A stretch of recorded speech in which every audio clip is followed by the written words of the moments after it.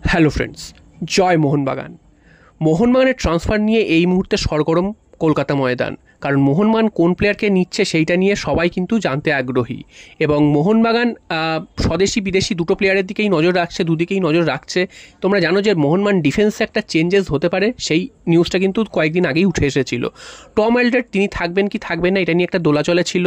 যদিও কিছু কিছু জায়গা থেকে শোনা যাচ্ছিল টম অ্যালডার্টকে ছেড়ে দেওয়া হতে পারে, আবার কিছু কিছু জায়গা থেকে শোনা হচ্ছিল যে টম অ্যালডার্টকে ধরে রাখবে মোহনবাগান। এবার টম অ্যালডার্টকে কোচও চাইছিলেন ধরে রাখতে, টম অ্যালডার্ট নিজেও চাইছিলেন থাকতে। তবে মোহনবাগান যদি তার থেকেও কোনো ভালো কোনো প্লেয়ার পায় বা তার থেকেও ভালো কোনো সুযোগ পায়, সেক্ষেত্রে মোহনবাগান কেন যাবে না। তো টম অ্যালডার্টের বয়সটাও হয়েছিল অনেকটাই, এবং টম অ্যালডার্টের কাছে অন্যান্য আইএসএল ক্লাবের অফারও রয়েছে, ব্যাঙ্গালোর মুম্বাইয়ের অফার রয়েছে। এবার যেহেতু কোচের ইচ্ছা ছিল, টমেরও নিজেরও ইচ্ছা ছিল যে মোহনবাগানে থাকার, সেই কারণে মনে হয়েছিল যে টমকে হয়তো রেখে দেবে মোহনবাগান। তবে না, টমকে মোহনবাগান রাখছে না, তেমনটাই কিন্তু খবর উঠে আসছে টমকে মোহনবাগান ছেড়ে দিচ্ছে। তো টমকে ছেড়ে দিলে কোন বিদেশিকে মোহনবাগান নেবে সেটা নিয়ে কিন্তু এই মুহূর্তে বিভিন্ন জায়গায় বিভিন্ন নিউজ উঠে এসেছে। তবে এই মুহূর্তে যে নামটি সব থেকে বেশি উঠে এসেছে এবং যার সাথে নাকি কথাবার্তা অনেক দূর এগিয়ে গেছে, সেই নামটি তোমাদের জানাচ্ছি। সেই নামটি হচ্ছে কেভিন সিবেল। তো কেভিন সিবেল এই প্লেয়ারটি একজন আর্জেন্টাইন প্লেয়ার, আর এই প্লেয়ারটির এই মুহূর্তে মার্কেট ভ্যালু প্রায় 3 কোটি টাকার কাছাকাছি।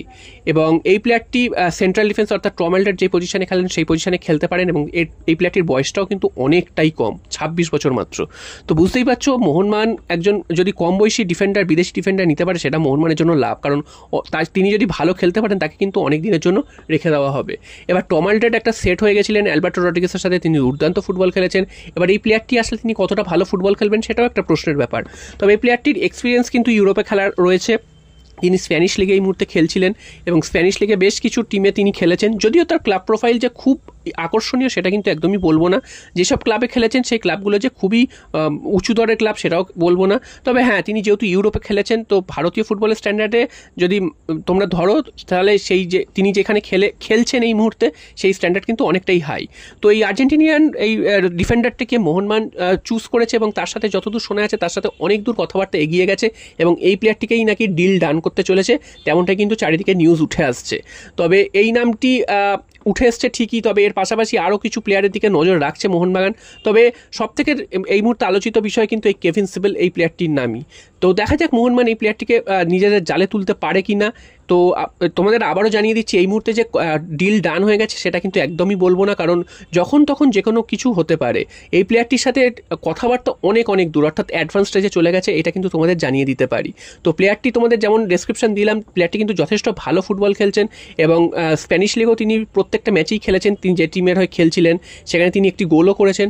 সব মিলিয়ে প্লেয়ারটি এই মুহূর্তে ভালো কন্ডিশনে রয়েছে, এটা কিন্তু বলাই যায়। এবার মোহনবাগানে এসে তাকে একটা মানিয়ে নেওয়ারও ব্যাপার রয়েছে, কারণ মোহনবাগান যেভাবে খেলছিল এই বছর, তাতে কিন্তু আমাদের সবারই একটা প্রত্যাশা থাকবে যে টম অ্যালডার্ট যেমন যেই জায়গাটা ছেড়ে যাচ্ছেন সেই জায়গাটায় সেই রকমভাবেই তিনি যেন শুরু করুন।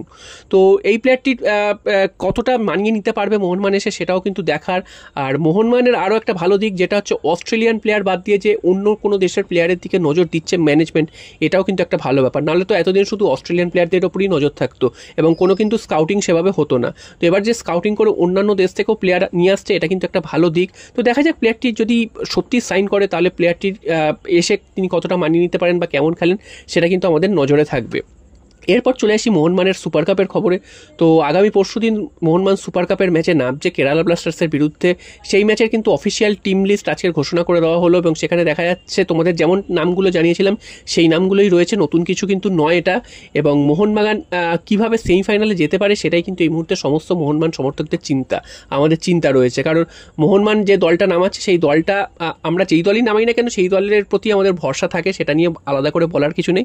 তবুও যেহেতু এই সংমিশ্রণ দল, এরা তো সবাই একসাথে খেলেনি এখনো অবধি, এবং একটাই মাত্র প্র্যাকটিস ম্যাচ খেলেছে, তো সেখান থেকে এই দলটা কি করে কেরালাকে মোকাবিলা করবে। কারণ কেরালা সেট টিম রয়েছে, আগের ম্যাচ ইস্ট বেঙ্গলকে হারিয়েছে, এবং তারা কিন্তু এক সপ্তাহ ধরে উড়িষ্যাতেই রয়েছে, একটা ম্যাচ অলরেডি তারা খেলেওছে। তো সেখানে মোহনবাগান হয়তো কাল বা আজ হয়তো যাবে উড়িষ্যাতে, তো সেখানে গিয়ে তাদের মানিয়ে নেওয়া, এবং তারা কিন্তু এরকম একটা কেরালার মতন শক্তিশালী বিদেশি সমৃদ্ধ দলের বিরুদ্ধে কিভাবে খেলবে সেটাও কিন্তু একটা দেখার।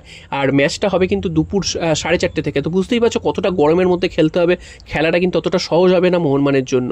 তো আমরা প্রত্যাশা করব মোহনবাগান যতই প্রতিকূলতা থাকুক না কেন সেখান থেকে জিতে মোহনবাগান সেমিফাইনালে যাবে, এবং নুনো রেইস তার উপর কিন্তু আমাদের নজর থাকবে, কারণ নুনো রেইস এই প্রথম মাঠে নামবে মোহনবাগানের জার্সি গায়ে, এবং অনেক দিনের অপেক্ষার অবসান হবে, কারণ নুনো রেইসকে কিন্তু খেলানো যায়নি, দীর্ঘদিন ধরে তিনি বসেছিলেন।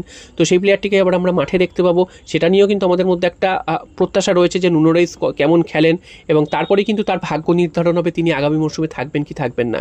তো দেখা যাক কেরালা ব্লাস্টার্সকে হারিয়ে আমরা সেমিফাইনালে পৌঁছতে পারি কি না।